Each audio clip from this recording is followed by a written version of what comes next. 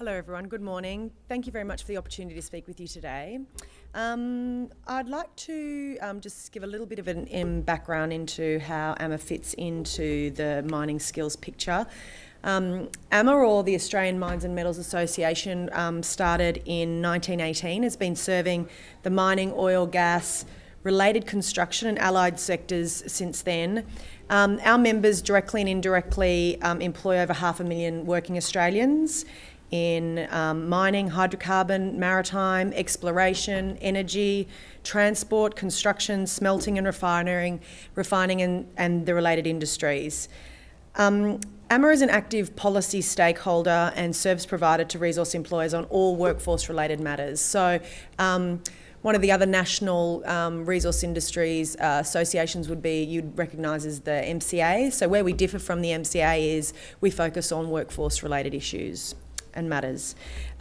So in the intro, you were given background that the type of initiatives that I'm responsible for, but our deliberate focus on workforce development is driven by the evolving skills and labour challenges of our members. So it's, supply and demand, and an overreaching need for our industry to facilitate a more advanced, mobile, transitional and skilled workforce to match our shifting economic needs. I'm sure over the course of this conference you'll hear lots about skills shortages, what they are and how we're going to fill them. So I'm not going to bother you with too many statistics. In fact, some of my statistics may complement Glenn's previous presentation from a national perspective. But it's really exciting today because we are releasing our first biannual labour market index, detailing the true representation of labour shortages for all major mining, energy and infrastructure projects. So you've seen from Glenn stuff around the demand and the growth in that, and what I'm going to complement that with today is what the actual supply looks like by state. I'm sure I'm probably preaching to the converted here, but if anyone has any doubts about the workforces that are going to be needed in these major projects, the numbers will convince you otherwise. And although Glenn referenced and he and I talked about the patchiness of some of this, you'll see state by state how that breaks down.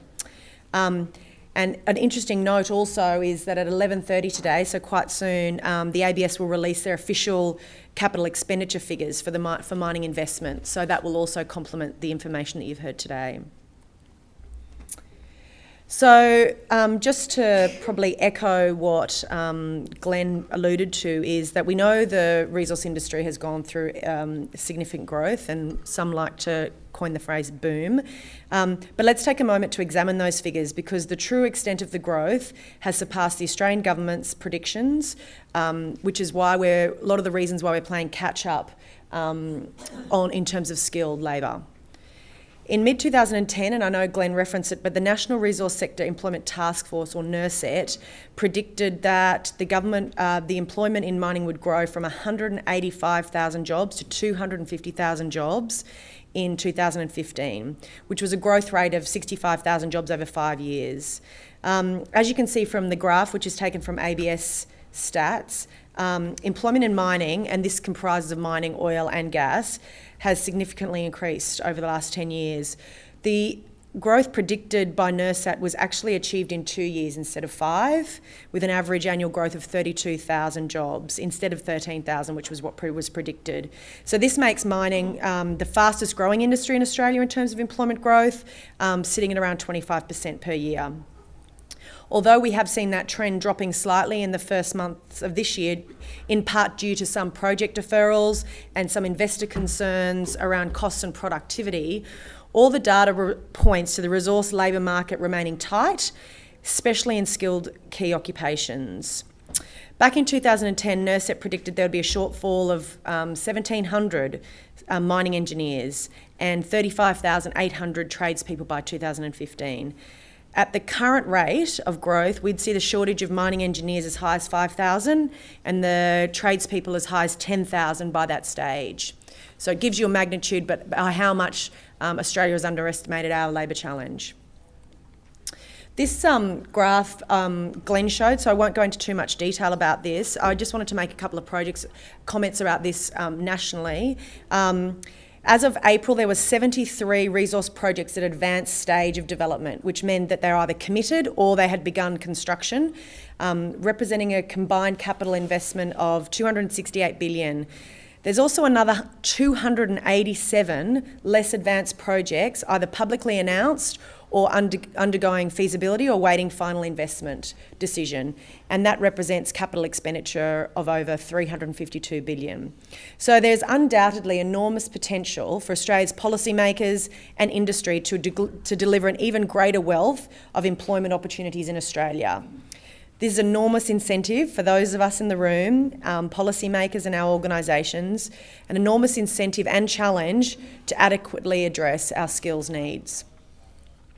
So as I touched on earlier, the official government labour forecasts have been outstripped so quickly by this unprecedented growth that they've been outdated by the time they've hit the market. For this reason, AMMA's established a collaborative relationship with a labour market forecasting firm called Pit Crew Management Consulting. They're pretty much the only place in Australia that's doing this kind of modelling and this kind of forecasting at the moment. And we've developed, and it's being launched to our members and to the media today, the AMMA Pit Crew Labour Market Index. What it does, it uses modelling techniques to accurately forecast true extent of skills and labour demand driven by major projects across Australia, but it recognises that resource projects will be competing for labour, particularly skilled tradespeople, with major public infrastructure projects that are being built off the back of resources projects.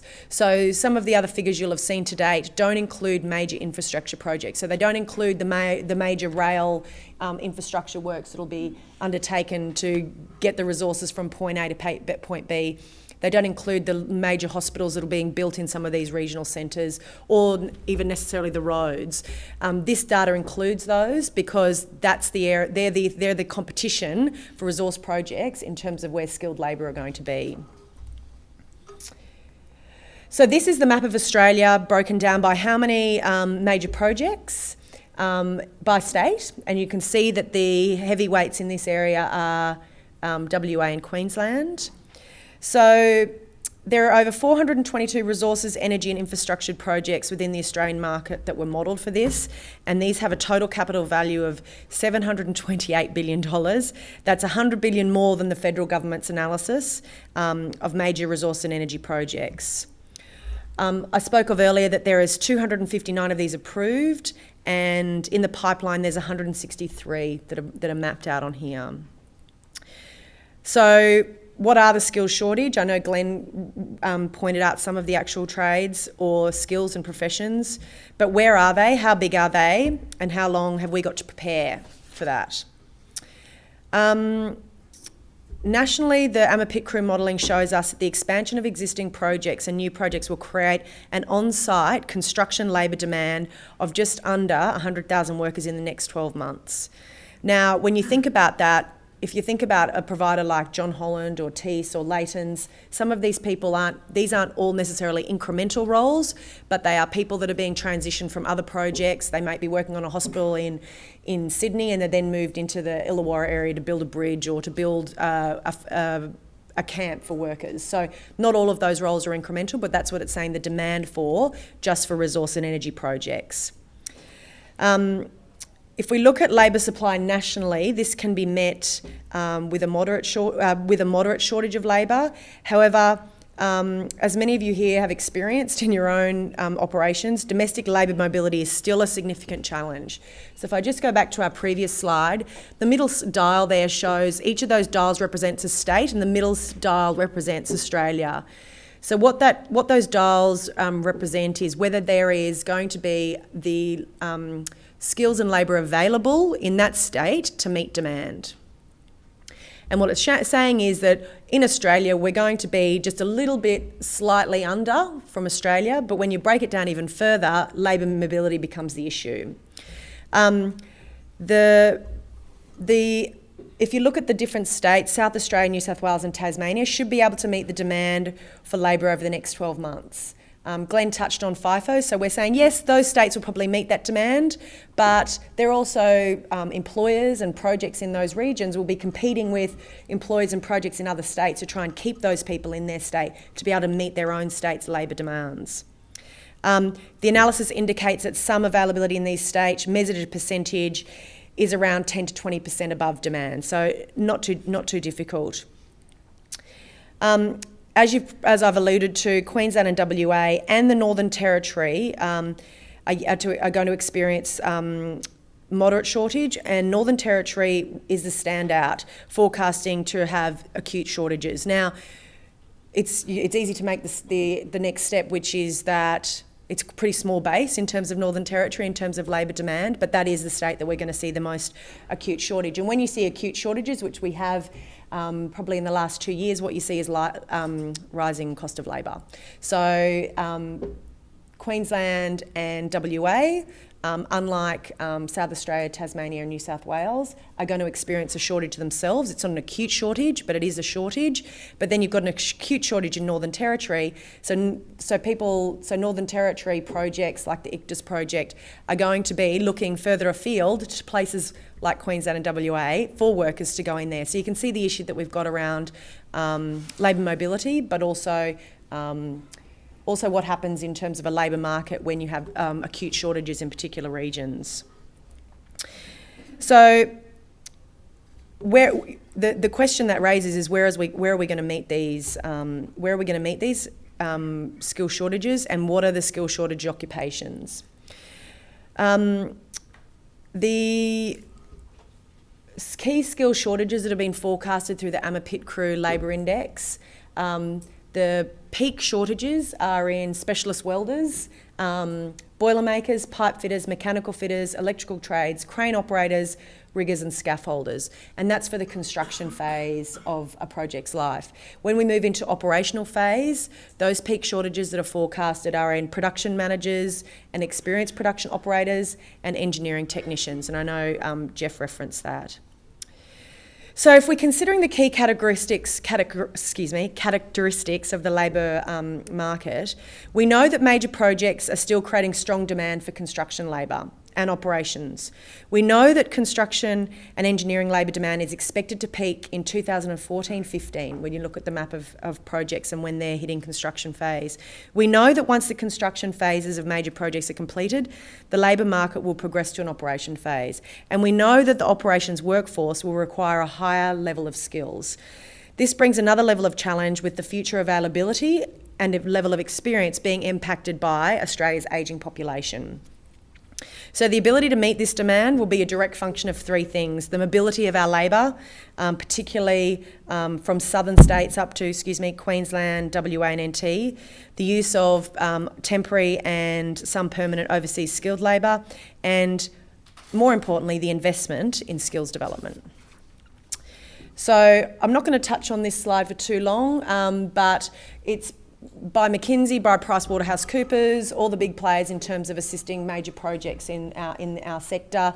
The single biggest weak spot that they've found in terms of labour supply and demand is the ability to organisations to accurately plan their workforce. So I'm not going to go into this in any more detail, but this is an area that organisations like ourselves and Glenn's organisations are working closely with our members and resource employers around. And Glenn showed you the commodity versus apprenticeships, and it's the same sort of thing in terms of workforce planning. Workforce planning gets an awful lot of attention when investment and project planning is being done, but once things hit into operation, it tends to go on the HR shelf, not to be referenced again, and then it becomes a very much reactive thing. That's not to criticise the HR and the workforce planners in the industry. It's often an outcome of commodity prices. So this brings me to the next part of my presentation, where I'm going to explore the training, labour mobility and workforce development initiatives that we have underway across the country, much of which is supported by federal funding. If any of these initiatives are of interest to you, or any of these initiatives you'd like further information on, please grab me so that I'm able to put you in contact with the people in AMMA that are able to assist you and your organisation with it. Before I get started on that, though, I want to make a really important point. There's been a lot of criticism that Australian resource employers do not spend enough time and enough resources and enough money in training people to either enter employment in our sector or further progress their careers. Just last week, the Primary Construction and Mining Union, the CFMEU, publicly criticised and claimed that mining is one of the least responsible industries for employing apprenticeships and trainees. So to set this record straight, this couldn't be any further from reality when you look at the data. The mining sector, in fact, spends more on average per employee than most industry sectors, and significantly more than the national average, with overwhelming majority of that training being privately funded by employers. Recently, the National Centre of Vocational Educational Research shows that the mining sector spends around 5.5% of their payroll on training, which is well above any government benchmark.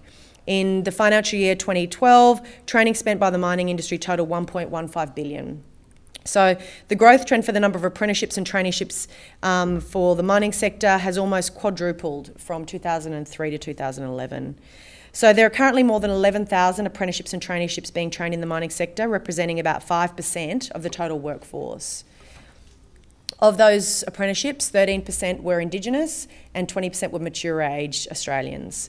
These figures indicate the commitment by resource employers to engage local communities and to upskill or reskill existing workforce. So I'd like to reiterate that AMMA members, potentially the delegates in this room, and all resource employers are significantly doing their part for the larger industry and is strongly committed to training and creating employment opportunities for Australian people. So it gets a little bit lost in the rhetoric and the media, but there's some stats for you to consider. So with the T&D, with the training development activities with our sector, there are many areas for improvement. In this environment with severe skill shortage and labour mobility issues and downturns in some of their subsectors and other sectors like residential construction and manufacturing, there has been for a few years a need for more innovative solutions to transition displaced workers from other industries to our own. One of the key findings that came from the National Resource Sector Task Force, and for those of you that haven't seen or had a look at that report, although it was done in 2010, and although some of the figures, all the figures have been outstripped significantly, that's a really significant piece of and if you're looking at finding what the key issues are and what the key challenges for the country, but also for your company, they're summarised pretty well in the NERSET report. But one of the key outtakes was pretty obvious, that we need to increase the number of trade professionals. So it listed a range of strategies to do just that. I'm not going to go through those strategies because I know we're pushed for time, but all of these steps pointed to a greater need for collaboration between industry bodies such as AMMA, construction industry bodies, and employers to implement initiatives that support a greater base of transferable skills amongst Australian tradespeople. So if you think about transferable skills, you think about a construction phase on a project, they might bring on an apprentice, second or third year apprentice for that phase. They might have very specialist skills that they're being developed for the period of that project. When that project finishes off construction phase, unless there's employment of opportunities available to that person to do the same sort of thing and to continue that kind of work, they need to go back into the wider construction workforce. So they need to be trained to industry standards, and they need to have a wider range of skills, not just necessarily a narrow or quite specific skill. So it was through this specific recommendation of NERSET that AMMA developed the industry-wide skill development initiative, AMMA Skills Connect. The premise is that AMMA has partnered with the peak industry bodies for key trades, and those key trades are the trades that there is forecasted and have already experienced a skill shortage, to provide a single point of contact when employers seek to address their workforce development needs. So I've just got a couple of the partners for Skills Connect for you to consider.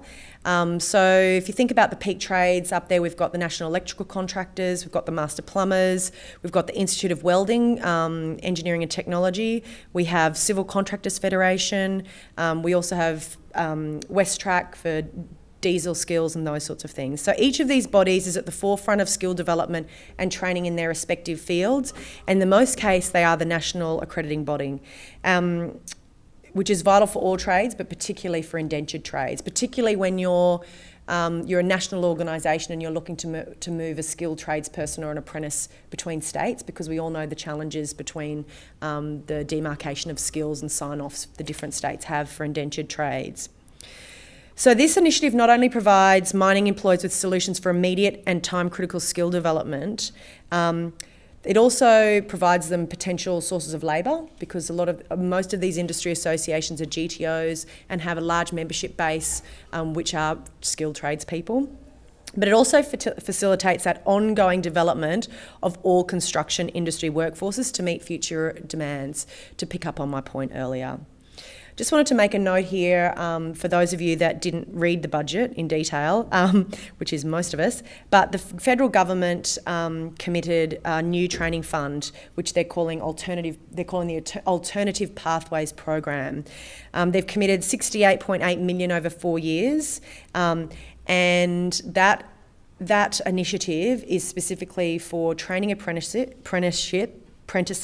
in high demand industries experiencing skill shortage, of which obviously the resource industry is one. I wanted to give you a flavour for some of the projects that Skills Connect has already undertaken. For the past year and a half, we've been undertaking a huge amount of verification of competencies, particularly around major projects. So for those of you that aren't involved in major projects, it's common practice now to have every skilled tradesperson come to site, have a verification of competencies. In fact, sometimes the project owner insists that each person stepping on site must have a new verification of competency undertaken. So AMMA Skills Connect really assists in that process, because you can go to one body and have all of your trades covered, opposed to having to go to different providers to do that. So it allows a seamless transition. Also with the bodies that are involved in AMMA Skills Connect, if you think about the might in terms of training resources, training facilities, the amount of trainers being able to get people out onto site if you want these people verified on site, if you think about how that assists employers. A number of successful programs have been undertaken with our members designed to deliver practical solutions. An example of this, I was just telling Glenn about, because it was in the energy sector, it was in Queensland, but a subcontract to one of the major gas projects in Queensland identified that they wanted to use a whole lot of training money to develop welders in Queensland. So they've come in from, they're a subcontractor that has operations all around the world, and they identified when they came to Queensland the severe shortage they were finding in skilled welders. So they said to AMMA Skills Connect, could you find as many young people as we can afford, young people, old people, people that are transitioning from other skills. There was no prerequisite. And put them through a program of upskilling them and skilling them for welding trades. And then they said to us, and if they meet the standards that we need, we can onboard X amount onto a particular project. So because of the people that are because of the calibre of the people involved in the AMMA Skills Connect partnership, all of those welders were onboarded onto a particular project, so they've all got meaningful employment. So the reason I call that out is because there was no intervention by government. That wasn't a funded part of the AMMA Skills Connect project. That was where an employer was saying, we see demand in Queensland on welders, and without even employing them, they've said, we will pay for all of their training. And then if they meet our criteria in terms of what we need in terms of skill and in terms of quality, we will give them employment. So I think that's a really nice example of industry forecasting a demand that they would have, not just in the short term, but the long term, and trying to do something about it. This scholarship as such also provided the participants with financial support, some mentoring, leadership development, and now all of those scholarship holders are welding on projects in pipelines around Queensland. There's a project that's in collaboration with Origin Energy and Young Women's YWCA, Young Women's Christian Association, called Count Me In. And this is designed to find employment pathways for in the corridor of the Surat Basin. So that's where YWCA is on the ground in those regions, and they're identifying the local females that are looking for employment pathways. And what AMMA Skills Connect has done by partnering with Origin and YWCA is bringing the skilled training component of it. So if there is someone there that's identified that they would like to be a diesel mechanic, or someone that's identified that they would like to be a welder, or any of those sorts of skilled trades area, we're providing and assisting with those skill pathways.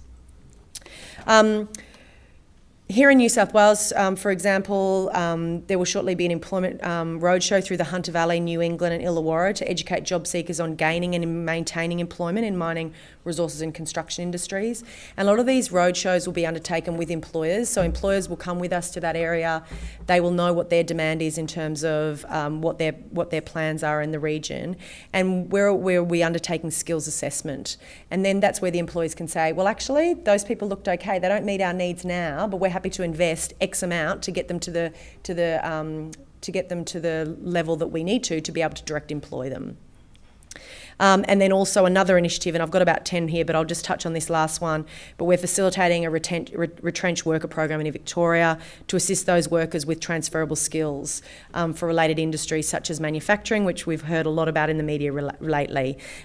Interestingly, the government did that themselves some time ago, and the project was overwhelmingly unsuccessful. Of the people that they wanted to transition, only 3 people put their hand up for reskilling and possible employment pathways into alternative industries.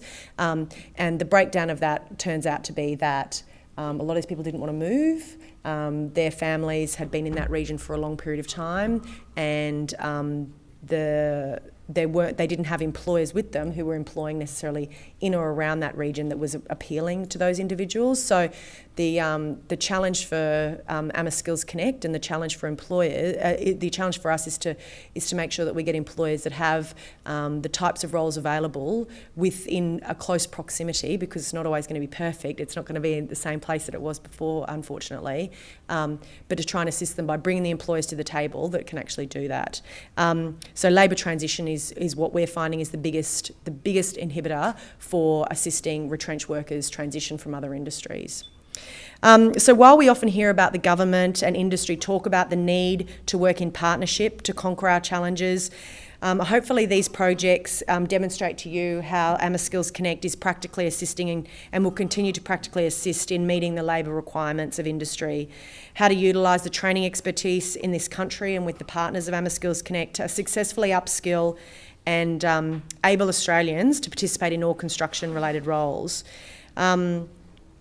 So hopefully that gives you an indication of how we are making efforts on a national scale and are on the right track to make some progress in meeting our workforce needs. So what this initiative is developed and leverages is a highly mobile, skilled workforce of tradespeople who are the backbone of our states and our national economy. So I encourage any of you that are interested in any of the programs I touched on or anything that we could do to assist your company to connect with us, and I'm sure the speakers' details are being shared to do that. Just quickly, another one that I'd like to share with you is the Australian Women in Resource Alliance. This is another initiative that's very relevant to the skills shortage. So the current workforce participation rate for females in the resources and related fields industry is 15.2%. So again, another recommendation of the NERSET report was that this was an untapped pool of labour and potentially could assist us to meet some of our skill shortages. So Aura's objective is to increase participation of women in the resource industry workforce from that 15.2% to 25% by 2020.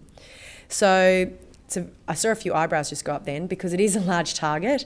But what we're finding is that there is considerable momentum and groundswell with resource employers, and hopefully I'm seeing a few heads nod here in terms of their diversity strategies, not just for female increased participation, but Indigenous participation and mature worker participation, who have all been identified as potential pools of labour that the resource industry can use to assist meet the labour demands of these large and really important economic projects to Australia.